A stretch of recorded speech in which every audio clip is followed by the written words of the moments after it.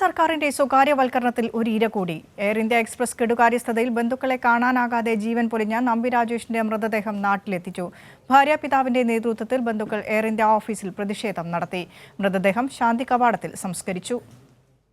Air India എന്ന സ്ഥാപനം സ്വകാര്യ കമ്പനിയായതിന്റെ ദുരിതത്തിന് ഇരയാണ് നമ്പി രാജേഷ് എന്ന പ്രവാസി.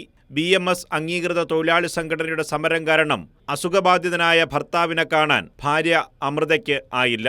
സർവീസുകൾ റദ്ദാക്കിയതോടെ അമൃത 2 തവണ എയർപോർട്ടിലെത്തി മടങ്ങി. അവസാനം ബന്ധുക്കളെപ്പോലും കാണാനാകാതെ നമ്പി രാജേഷിന്റെ ജീവൻ വിദേശത്ത് പൊലിഞ്ഞു.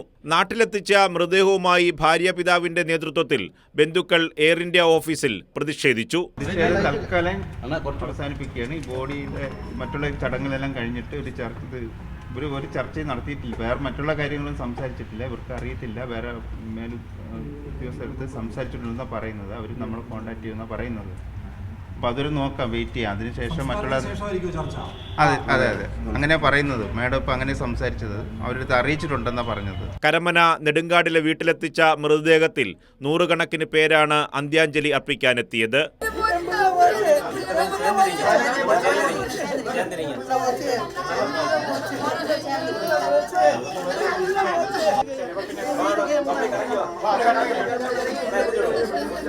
വീട്ടിലെ പൊതുദർശനത്തിനു ശേഷം ശാന്തി കവാടത്തിൽ മൃതദേഹം സംസ്കരിച്ചു.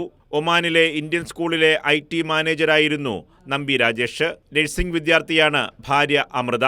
UKG പ്രീ-KG വിദ്യാർത്ഥികളായ അനിക, നമ്പി ശൈലേഷ് എന്നിവരാണ് മക്കൾ. കൈരളി ന്യൂസ്, തിരുവനന്തപുരം.